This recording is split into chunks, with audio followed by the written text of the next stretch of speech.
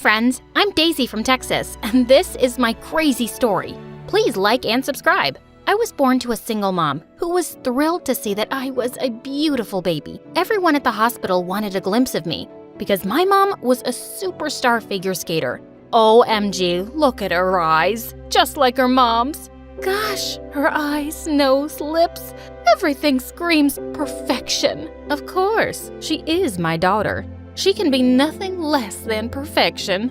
Growing up, Mom wanted me to follow her footsteps and become a world-class figure skater, and I wanted that too. Watching Mom on the TV mesmerized me. When I was just 3, Mom hired the best coach for me and even built an ice rink in our mansion. When I was 6, I won my first gold medal, and Mom made my routine even tougher. I had to wake up early and practice every day, no matter what. I so hated the routine, and I wanted to be like normal kids, have fun, have friends, and yeah, go to school. So on my 7th birthday, I asked Mom to send me to school, but she totally freaked out. School? Gosh, among common people? Never. What? Fine then, I'll never skate. By making me practice all the freaking time, you've already sucked the fun from it. Saying that, I threw the worst tantrum ever and ended up kicking the cake off the table. Well, Mom was pretty pissed, but I was as stubborn as she was, and I stood my ground. When I didn't practice for weeks, she had no choice but to cave in. I was pretty excited for school, but it wasn't exactly what I expected it to be. All my life, I was used to wearing shiny clothes and makeup, but when I entered the school, I felt all eyes on me. The staring and whispering really made me nervous, and I didn't even see a girl coming my way with a glass of slushie in her hand, and we both ended up bumping into each other. Oh my God, I can't breathe. This jacket costs more than $4,000.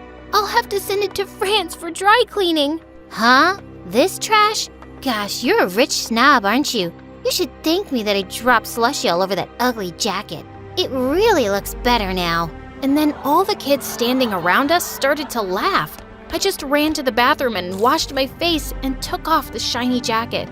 I so wanted to be normal, and my first day started off on the wrong foot. As for studies, I learned I had a lot of catching up to do.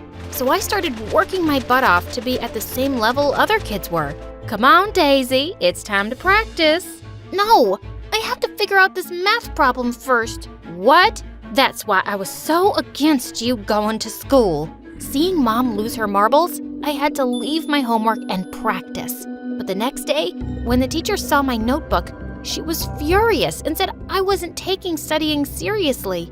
I was made to stand in a corner, and I so wanted to just magically disappear. Kids avoided me, and I was even called the Ice Princess just because I felt nervous talking to people, and they'd already decided I was a snob. When someone thought I was being rude, I was just struggling inside to say the right thing. Things were pretty much the same till high school. I was doing figure skating and also studying, and because of the many breaks I had to take to compete, my studies were suffering. One time, I came back from school feeling angry because I'd gotten a C on a math test, and the moment I entered my bedroom, a crazy-looking girl hugged me. Oh my God, stop it! Who are you and why are you in my room? Someone help me and get this crazy girl away! But the girl just gave me a goofy smile and started saying something in a language I didn't understand. Who was she? Right then, my coach came running and moved the girl away from me. Daisy, I'm so sorry. This is my niece Gabriella from Spain. My sister sent her to me. She wants to be a figure skater, and she's kind of your fan. Just fan? No, I am your greatest fan. Daisy, you are like my idiot. She means idol. Her English is not the best. I then got to know that Gabriella was staying at our place with her aunt. But the next day, when I was getting ready to go to school, I was shocked to see Gabriella with a backpack. Turned out, the coach had gotten her in the same school as me, and she was even in my class. Bummer, because I knew how ruthless kids could be towards new students. The entire way to school, I kept telling her how I had her back. If anyone messes with you, you tell me, and I'll tell the principal. Don't let anyone bully you. The girl instantly grabbed my hand and started kissing it.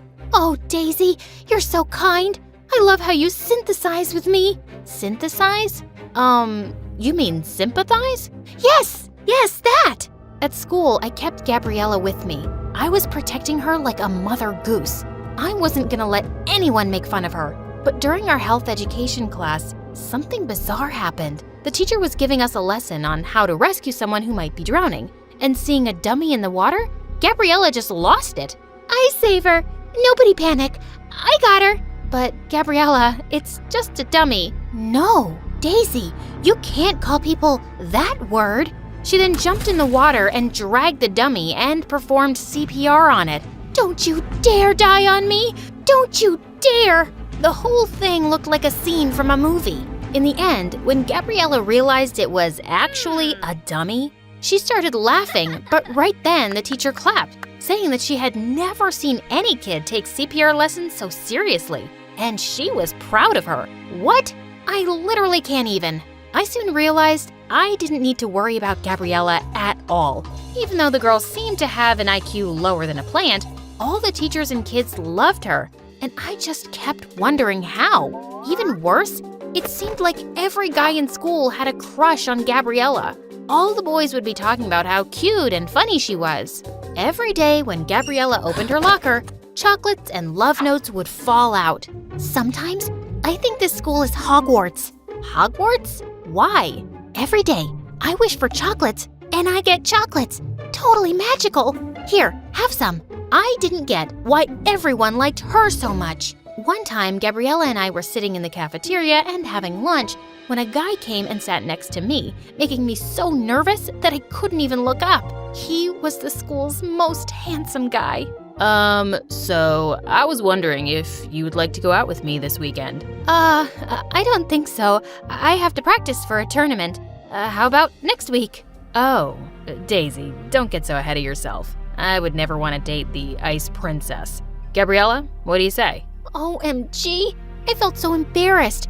And when I realized that everyone was looking at me like I was some animal straight out of a zoo, I ran to the bathroom and locked myself in. I felt humiliated. A while later, I heard Gabriella knock, and right when I opened the door, she looked worried. Oh, Daisy, that was so rude of that jerk. Don't worry, I gave him a slap. But why? It wasn't his fault. It was me being stupid. Why would I think anyone would like me? Everyone thinks I'm a snotty witch. They call me the Ice Princess. But why does everyone like you? How can I be more like you? Gabriella smiled. Just stop caring. I know I appear dumb sometimes. Okay, maybe a lot of times. But I don't care what anyone says or thinks. Just be the awesome you. Her words warmed my heart, and I hugged her. After that day, Gabriella and I started hanging out together. She would be with me at school and would always be watching me practice in the ice rink. In a few weeks, I was going to compete in the biggest figure skating competition and was pretty excited for it. One time when I went to practice, I saw Gabriella skating and I was totally blown away by her moves. So much so that I told her that she should compete too, and she seemed to like the idea. Be on the same ice rink as my idol? Yes, yes, yes! I couldn't help but smile.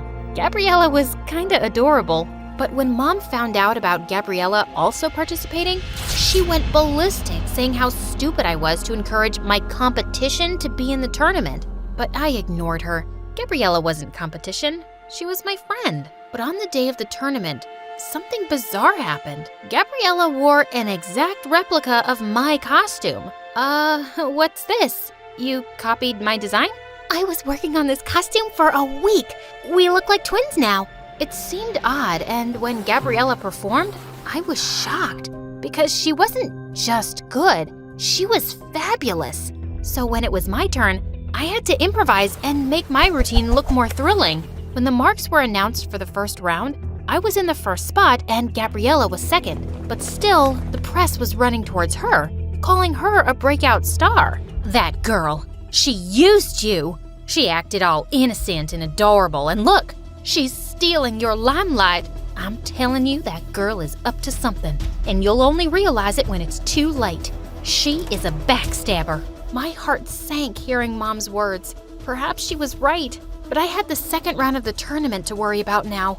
I went to change into my costume, and when I took it out of my bag, I saw it was torn from the middle. I felt like I couldn't breathe. And just then, Gabriella came running towards me. Who? Who did this? I'll kill them. Huh?